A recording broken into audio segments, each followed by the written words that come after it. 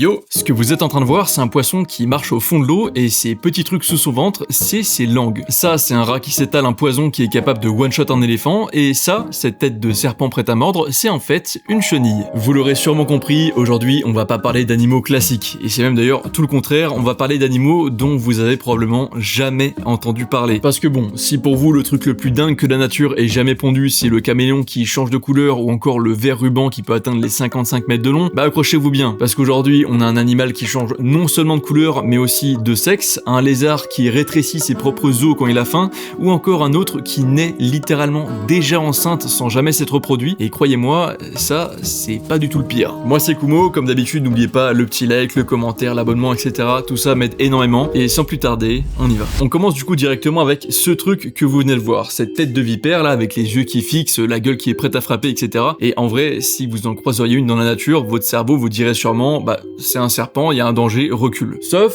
que, bah, c'est pas un serpent, et en fait, c'est même pas un reptile, c'est une chenille, une toute petite bestiole molle et lente qui d'habitude se fait gober par le premier oiseau venu. Mais du coup, cette chenille, quand elle flippe, bah, elle va gonfler l'avant de son corps, elle le retourne, et là, directement, vous avez des faux yeux, une fausse gueule de vipère, et elle va même jusqu'à faire des fausses attaques dans le vide pour bien vendre le truc. Et le plus beau là-dedans, bah, c'est que c'est du bluff intégral. Cette chenille, elle est même pas venimeuse, elle peut rien faire du tout. Mais en soi, c'est suffisant. Tout ce qu'il lui faut, c'est que l'oiseau n'y croit ne serait-ce qu'une demi-seconde, et en une demi-seconde, bah, il fait le choix de ne pas l'attaquer, et donc, ça lui sauve la vie. Et le plus drôle dans l'histoire, c'est qu'une fois adulte, ce génie du déguisement devient un papillon de nuit complètement banal qui va aller se coller à la première ampoule qu'il voit. Ouais, c'est beaucoup d'efforts de survie pour pas grand-chose, on commence bien. Bon, du coup, cette chenille, on l'a compris, c'est que du bluff. Elle a aucune vraie arme. Mais le suivant, lui, il en a une vraie. Par contre, elle est à un endroit qui est sacrément improbable, parce que son arme, c'est sa queue. Calmez-vous par contre, on parle d'un animal, je vous vois venir. Son nom, c'est du coup le requin-renard, et la partie haute de sa queue est presque aussi longue que tout son corps, et pendant très longtemps, on s'est demandé à quoi est-ce que ça pouvait bien servir. Et finalement, aux Philippines en 2013, des chercheurs ont enfin réussi à filmer ce pourquoi ils l'utilisent, et en fait, sa queue, ils l'utilisent comme un fouet. Sa technique du coup, c'est qu'ils font sur des bancs de sardines, il arme l'arrière de son corps, et il va claquer sa queue vers l'avant à une vitesse qui est complètement folle, qui va jusqu'à 130 km/h au bout de sa nageoire. Et là, le truc qui est encore plus fou du coup, c'est qu'elle va tellement vite qu'elle fait littéralement bouillir l'eau sur son passage, il y a des bulles de cavitation qui se créent, et le résultat, c'est qu'il peut assommer plusieurs sardines d'un coup en même temps, parfois jusqu'à 7, sans même les toucher, juste avec l'onde de choc que sa queue crée. Et ensuite, il a plus qu'à venir gober tranquillement tous les poissons qui sont KO et qui coulent autour de lui. Ouais, généralement, on a tous l'image du requin flippant avec ses grandes dents qui va croquer ses victimes. Bah lui, entre son apparence et sa technique, on est loin du cliché. Du coup, après le tape à l'œil, place à l'inverse total. Un animal que, même là, derrière votre écran, vous allez galérer à voir. Mais, allez-y, je vous laisse 5 secondes pour le trouver. Et bah, il était juste là. Déjà, rien que son nom, il donne clairement le ton. Il s'appelle le gecko satanique à queue-feuille. Et vous l'aurez compris, lui, il imite pas une belle feuille verte bien propre, il imite une vieille feuille morte pourrie avec les nervures, les bords abîmés et même des petits trous comme si des insectes l'avaient déjà grignoté. Et en même temps, on peut le comprendre parce qu'il y a des animaux qui se nourrissent de feuilles vertes, donc autant aller jusqu'au bout et pas avoir d'ennemis. Il pousse ce détail d'ailleurs jusqu'à un truc que j'ai trouvé génial, il a des franges, enfin des sortes de rainures tout le long de la peau, ce qui comble la moindre interstice avec l'écorce. Du coup, il a pas vraiment de silhouette, il a pas de contour, rien pour accrocher l'œil. Et le résultat, c'est que du coup, même en sachant qu'il est là, juste devant vous, votre cerveau, il refuse de le voir. Et si jamais, dans le pire des cas, son camouflage rate, il a un dernier recours qui est assez théâtral, il ouvre une gueule rouge sang et il pousse un cri pour faire flipper l'attaquant, ce qui est du bluff total, évidemment, il est totalement inoffensif. Et dans la catégorie du « je deviens carrément un bout de décor pour survivre », en voici un autre qui pousse le délire encore plus loin. Voici la grenouille mousse, et elle imite pas juste la couleur de la mousse, elle imite aussi sa texture. Sa peau est couverte de bosses, de pointes, de creux, exactement comme un bout de mousse humide sur un rocher, et quand elle est posée sur une paroi qui correspond à son camouflage, vous pouvez même plus la discerner. Mais bon, dans la nature, c'est jamais exactement parfait, et si un prédateur la touche quand même, elle a un plan B qui est assez radical, elle rentre ses pattes et elle se roule en boule, et elle fait littéralement la morte. C'est la technique du « je te vois pas, tu me vois pas ». Et si jamais ça suffit toujours pas, le plan C, c'est juste qu'elle se laisse tomber dans l'eau qui est généralement juste en dessous d'elle, et elle fuit. Ouais, bon. c'est un peu moins impressionnant, mais quand il n'y a plus le choix, il faut ce qu'il faut. Et cette grenouille avec ses gros yeux, elle me fait justement penser à la mienne qui me fixe tout le temps. Parce que oui, si vous le saviez pas, en plus de mes 3 filles qui sont des chats, j'ai une grenouille. Et laissez-moi vous la présenter. Je l'ai appelé Happy. Vous l'aurez sûrement compris, Displate m'accompagne sur cette vidéo pour mon plus grand plaisir. Si jamais vous les connaissez pas, Displate c'est la référence si vous voulez de la déco super qualitative qui s'abîme jamais et dans tous les styles que vous voulez. Mais surtout, le truc qui fait que Displate est vraiment top, c'est que très souvent, le point négatif des décos, tableaux, etc., c'est qu'il faut faire un trou dans un mur avec un clou pour l'attacher. Mais vu que les Displates sont en métal, ils ont directement fait en sorte qu'on peut les aimanter au mur, ce qui fait qu'on peut aussi les changer super facilement. Ils ont énormément de choix sur leur site avec des tailles, des thèmes, des collabs et même des finitions différentes comme par exemple celle-ci, la Textra qui est toute nouvelle et qui permet d'avoir justement des sortes de reliefs juste magnifiques sur votre Displate. D'ailleurs, Displate Avatar avec Pandora, vidéo avec Pandora pour ceux qui auront reconnu. Et surtout, dernier point que je trouve le plus important et beaucoup trop bien, vous pouvez avoir vos propres displays personnalisés et évidemment, vous commencez à me connaître, j'en ai fait un avec mes chats. Regardez cette masterclass, c'est juste beaucoup trop beau. Hop, du coup, je vous le mets là pour le reste de la vidéo. Si jamais vous voulez le vôtre ou encore d'autres animaux, collabs, etc., vous avez le lien qui est directement en description ou alors ce QR code là justement. Et avec le code KUMO, vous avez 22% de réduction sur votre premier Displate, 27 si vous en prenez 2 et 33 si vous en prenez 3 sur tout le site, sauf les éditions limitées. Et je vous préviens d'avance, si vous en prenez qu'un seul, vous en voudrez d'autres après, c'est sûr et certain, donc autant profiter de la promo directement. Je dis ça, je dis rien. N'hésitez pas à rejoindre le Discord qui est en description et à m'envoyer vos choix là-bas. Merci encore à Displate et on repart à nos animaux inconnus.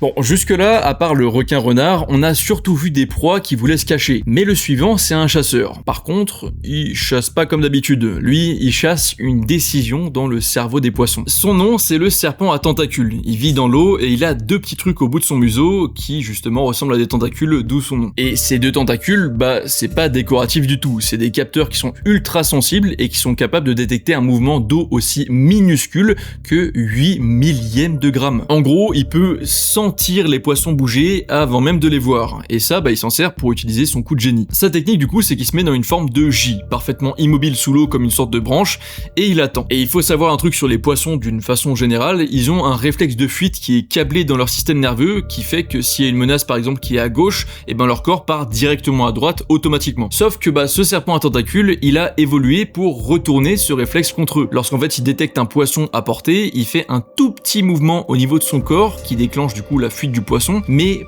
pile dans la mauvaise direction, droit dans sa gueule. Et ce serpent à tentacules, du coup, il ne vise pas là où sont les poissons, il vise là où vont se retrouver les poissons après avoir paniqué. Du coup, on peut dire que ces serpents à tentacules ont évolué pour attaquer le futur. Et vous l'aurez peut-être compris, mais c'est même pas un comportement qui est appris. Des serpents qui sont nés en labo et qui ont jamais chassé de leur vie, ils frappent déjà au bon endroit. Ah oui, et petit détail qui résume très bien le personnage, parce que oui, c'est un chasseur, mais il a quand même sacrément la flemme, il bouge tellement peu que des algues poussent carrément directement sur ses écailles. On est presque à mon niveau d'inactivité physique. C'est pour dire. On continue du coup avec un animal qui, visuellement, vous l'avez très probablement déjà vu, mais qui fait un truc que personne connaît et qui m'a complètement scotché. Un animal qui, quand il a faim, rétrécit, et évidemment, je parle pas de son ventre, mais bien de son squelette. Direction du coup les Galapagos pour le seul lézard au monde qui se nourrit en pleine mer. Pour faire simple, il descend sous l'eau et il broute comme une espèce de vache reptile sous-marine. Voici l'iguane marin qui est visuellement Godzilla. Pour digérer ces fameuses algues qu'il va brouter, il a besoin de bactéries spéciales dans le ventre, sauf qu'il naît sans ces bactéries. Du coup, si vous connaissez un petit peu les koalas qui ont le même principe et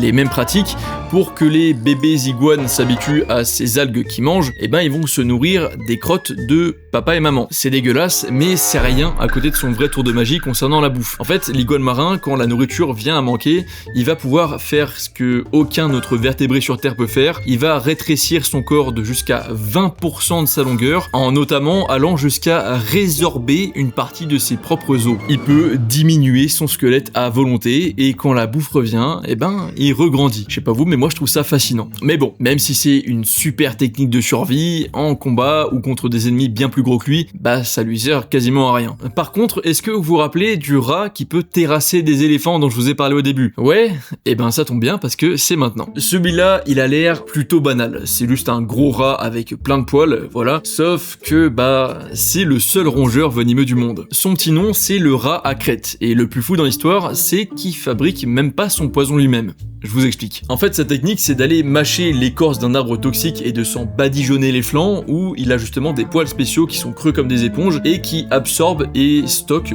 le poison. Et ce poison, évidemment, c'est pas n'importe lequel, c'est l'ouabaïne, enfin je sais pas si ça se dit comme ça, c'est exactement le même que les chasseurs d'Afrique mettent justement sur la pointe de leur flèche, et une toute petite dose peut suffire à tuer un éléphant. Et d'ailleurs, truc que je trouve assez intéressant, ce même poison, donc l'ouabaïne, c'est quelque chose qu'on utilise à dose infime dans la médecine pour justement soigner le cœur des gens, parce qu'il agit à cet endroit-là principalement. Du coup, si un prédateur se met à croquer ce rat, il va se prendre une attaque cardiaque qui va le fumer en 2 secondes, y compris un éléphant. Même si bon, on est d'accord, en vrai un éléphant va pas aller faire chier un rat à crête, et encore moins le mordre. Il l'enverrait sûrement juste sur la lune s'il veut plus le voir. Et dernier petit twist que j'adore avec cet animal, c'est que ce petit rat qui est empoisonné et ultra dangereux, c'est en fait un très grand romantique. Il est monogame, il vit en couple collé serré avec sa femelle, et ils passent leur temps à se suivre et à se lécher littéralement, ce qui est, cet ensemble est extrêmement rare chez les rongeurs et chez les mammifères d'une manière générale. Il y a très peu de monogamie dans la nature. Mais bon, en tout cas, globalement, je pense qu'on est tous d'accord pour dire que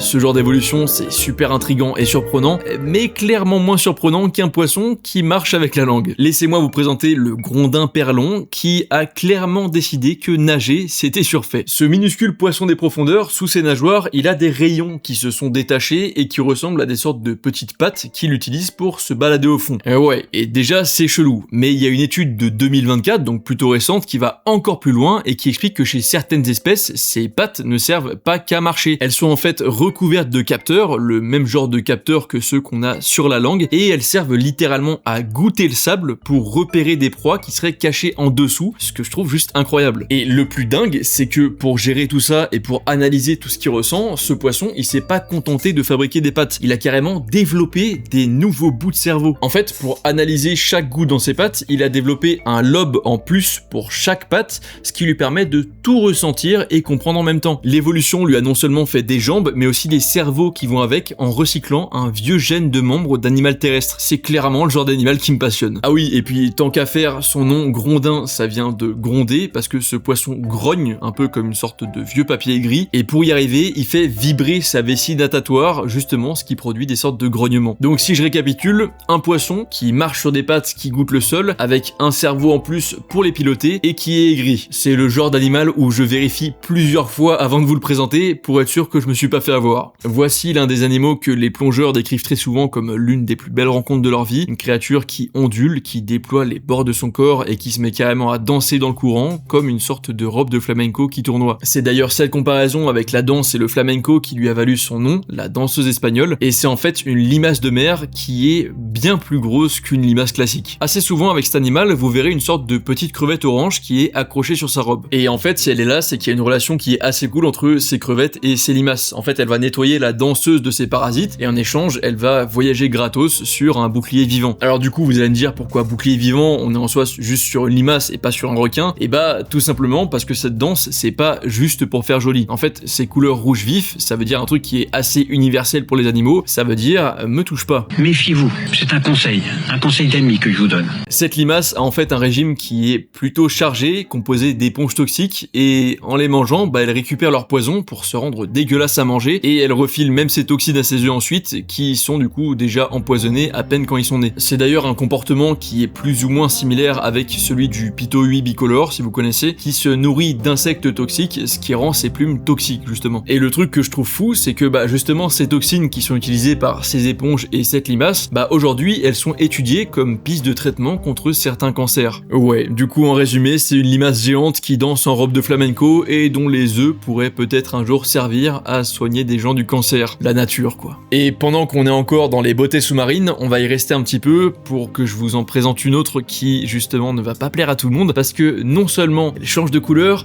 mais aussi elle change de sexe au cours de sa vie. Son corps ressemble à une sorte de ruban de tissu dessus qui ondule dans l'eau avec des narines évasées en forme de petites fleurs, laissez-moi vous présenter la murène ruban. Comme je vous disais, du coup, son truc, c'est qu'elle change de couleur en grandissant. Quand elle est jeune, elle est toute noire, ensuite elle devient bleu électrique avec une nageoire jaune, et quand elle est vieille, elle vire au jaune complet. Mais ce qui est vraiment dingue, c'est ce qui se passerait en même temps que ce changement de couleur. En fait, tout indique qu'en changeant de couleur, elle changerait aussi de sexe en passant de mâle au début, puis femelle ensuite. Au niveau scientifique, ça a été observé, tous les indices pointent vers ça, mais personne ne l'a encore formellement prouvé en labo. La science dit que c'est très probable, et bah en vrai, moi ça me suffit pour vous la présenter, mais ça va aussi sûrement suffire aux transphobes qui vont dire que ah mais non, ça n'a jamais été prouvé formellement, ce n'est pas vrai. Pour eux, on peut rien faire. Et d'ailleurs, petit point en plus, parce qu'on associe très souvent les murènes à un animal qui est foncièrement méchant, ce qui est jamais le cas dans la nature, merci la petite sirène. Si un jour vous plongez et que vous en voyez une la gueule grande ouverte en train de vous fixer, comme si elle vous disait justement approchez pas, et ben vous pouvez vous détendre. En vrai, le fait qu'elle ait la gueule ouverte, c'est juste qu'elle est en train de respirer parce qu'elle pompe l'eau dans ses branchies, parce qu'elle est justement immobile. Et bon, petit coup de gueule aussi, parce que bah il faut bien le dire, mais dans la mer, cette murène, elle peut vivre jusqu'à 20 ans. Et en aquarium, elle se laisse mourir de faim en seulement quelques semaines. Évidemment, tous les professionnels sont au courant, et pourtant, bah, on continue d'en vendre parce que bah, il faut bien faire des sous, hein. Donc si vous en croisez une en animalerie, évidemment, ne l'achetez pas, non seulement parce qu'elle va mourir en quelques semaines, mais aussi pour ne pas favoriser ce genre de commerce d'animaux qui ne mérite absolument pas de vivre en aquarium. Bon, jusqu'ici, je vous ai montré des animaux qui sont méconnus, qui sont également bizarres via leur corps, leur chasse ou leur déguisement, mais là, on va rentrer dans une catégorie qui est complètement à part. On va parler d'animaux dont la face la plus importante de toute la vie d'un animal est super étrange et même parfois jamais vue ailleurs, la reproduction. Ça commence plutôt soft et ça finit, vous allez voir, par un truc que vous oublierez probablement pas. Le premier, c'est même pas un animal qui est tout seul, c'est une association entre une plante et un petit mammifère, et c'est l'une des plus absurdes que je connaisse. À Bornéo, en Asie, il y a des plantes carnivores en forme d'urne qui d'habitude gobent des insectes comme toutes les plantes carnivores, mais certaines ont trouvé un bien meilleur plan bouffe avec un petit mammifère qui s'appelle le toupaille. Le toupaille, c'est même pas un rongeur, c'est une sorte de cousin lointain des primates qui est génétiquement plus proche de vous que d'un rat. Le principe de la relation entre cette plante et le toupaille, c'est que la plante lui offre un nectar qui est bien sucré sur son couvercle. Le toupaille qui adore ça, il va venir s'en mettre plein la panse, mais pour atteindre ce nectar, il est obligé de se positionner pile au-dessus de l'ouverture. Bah ma fille, qu'est-ce que tu fais là? Du coup, il est obligé de se positionner pile au-dessus de l'ouverture de l'urne de cette fameuse plante. Et là, vous voyez peut-être venir le truc, le toupaille va manger le sucre et en même temps, bah, il va chier directement dans la plante. Mais bah, c'est pas dégueulasse. Et en fait, c'est exactement ce que la plante voulait. Parce qu'en fait, dans les sols pauvres où vivent ces plantes, les crottes du toupaille, c'est de l'engrais de luxe. Et l'évolution, elle est allée tellement loin que la forme de l'urne a au fil du temps évolué pour correspondre pile à la taille du toupaille, histoire qu'il soit obligé de se mettre en position toilette au bon endroit si jamais il veut manger. Et d'ailleurs, c'est pas la seule plante à faire ça. Il y a une cousine de cette fameuse plante qui fait exactement pareil, mais avec des chauves-souris. Elle a carrément évolué pour avoir une paroi en forme d'antenne parabolique qui renvoie l'écho des chauves-souris droit vers elle, comme une sorte de radar, pour que la chauve-souris la repère facilement dans la forêt et vienne dormir dedans, chier et donc la fertiliser. Des plantes qui ont évolué pour servir de toilette, ce qui leur permet de se reproduire. Je trouve ça fou. Mais si la plante a trouvé un plan tordu pour se reproduire, le suivant a décidé de changer carrément le fondement même de la reproduction, et c'est l'animal le plus banal de toute la vidéo, le puceron, ce tout petit animal qui s'accroche à vos plantes de jardin. En fait, chez beaucoup de pucerons, quand les conditions sont bonnes, les femelles se reproduisent absolument toutes seules, sans aucun mâle. Elles se clonent. Mais même si ça c'est déjà impressionnant, c'est même pas le plus fou. Le plus fou, c'est que dans le corps d'une femelle puceron, il y a déjà sa fille qui est en train de se développer, et dans cette fille, il y a déjà sa propre fille à elle. 3 générations de pucerons emboîtés comme des poupées russes. Ce qui veut quand même dire qu'un puceron peut être enceinte avant même d'être né, ce qui est juste incompréhensible. Le principe de ce truc s'appelle la parthénogenèse, c'est en gros l'ovule qui se met à se diviser tout seul sans aucune fécondation. Sauf que si ce comportement peut bien se retrouver chez d'autres espèces d'animaux, comme même une espèce de serpent, le fait que ses propres petits le fassent avant même d'être nés, c'est vraiment pas commun. Et d'ailleurs, il y a un autre truc de fou sur les pucerons avant de continuer. Si vous le saviez pas, les fourmis les élèvent comme du bétail, exactement comme nous on le fait avec des vaches ou des chèvres. Elles les protègent des prédateurs, elles les traient pour récupérer leur liquide sucré qui s'appelle le miella, et elles vont jusqu'à leur couper les ailes pour qu'ils puissent pas s'échapper du troupeau. Et le puceron, évidemment, en bon manipulateur, il leur rend la monnaie de leur pièce, et certaines espèces droguent littéralement leurs fourmis gardiennes en mettant de la dopamine dans leur miella pour qu'elles deviennent plus agressives et se battent plus férocement justement pour les défendre en cas de menace. Bref, le truc accroché à votre osier qui est ultra commun, c'est pas juste une bestiole qui nous fait chier, c'est une anomalie ambulante qui naît enceinte et qui drogue ses gardes du corps, ce que je trouve fascinant. Mais si vous trouviez que le puceron a la reproduction la plus chelou de la vidéo, et ben le suivant, il vous fait mentir directement, parce que sa vie sexuelle, c'est littéralement une bataille à l'épée, et c'est même pas une blague. Le ver plat tapis persan, c'est une bestiole marine qui est juste magnifique, plate, colorée, comme une sorte de tissu vivant qui ondule dans l'eau. Et ce ver plat, il est hermaphrodite, ce qui veut dire que chaque individu a la version mâle et la version femelle en même temps. Mais bon, ça, c'est du déjà vu. Du coup, en théorie, quand deux vers de cette espèce se rencontrent, bah,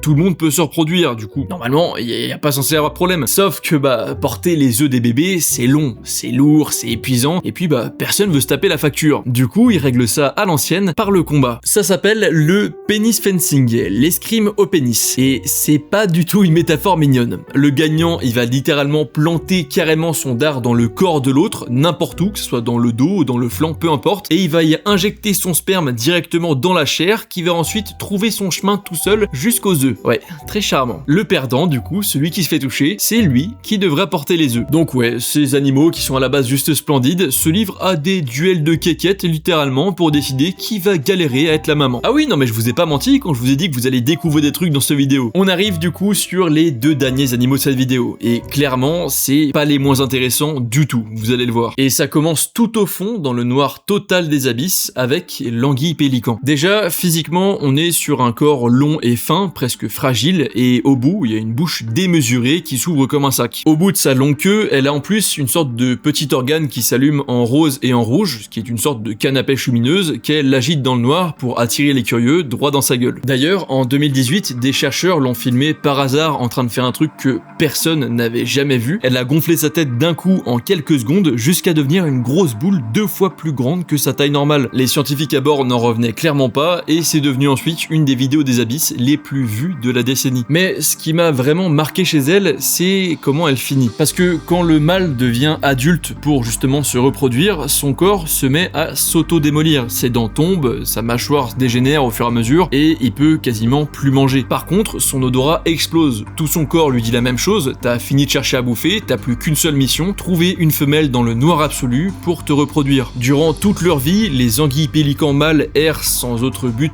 que la survie pour, au final, dans leur dernier souffle, se reproduire et perpétuer l'espèce. Et je trouve ça presque poétique. Mais l'anguille, c'est qu'un seul individu qui est seul dans le noir. Le tout dernier animal que je vais vous présenter, c'est plus ou moins la même histoire, mais c'est à l'échelle de plusieurs milliers d'individus. Au large de la Californie, à plus de 3 km de profondeur, des chercheurs ont filmé une scène que personne n'avait jamais vue. Des milliers de pieuvres femelles rassemblées au même endroit. Des dizaines de milliers, la plus grande réunion de pieuvres qui n'a jamais été observée. Ces pieuvres sont des pieuvres perlières, et vous l'aurez peut-être compris, mais elles ne viennent absolument pas chasser, elles viennent uniquement dans le seul but de couver leurs œufs. Ces pieuvres ont en fait compris que si elles se posent pile sur des petites sources d'eau chaude ou d'eau tiède qui sortent de la roche, la chaleur va accélérer grandement le développement de leur bébé. Et c'est pour ça du coup que toutes ces pieuvres se rassemblent au même endroit, là où l'eau chaude est présente, et elles vont rester là pendant plus de 2 ans. Et vous allez me dire, mais Kumo, 2 ans c'est énorme comme durée. Sauf que sans cette chaleur naturelle, l'incubation elle prendrait pas 2 ans, mais 5 à 8 ans. Pour vous donner une idée, le record connu, c'est une cousine de cette même pieuvre qui a couvé ses œufs pendant 4 ans et demi d'affilée,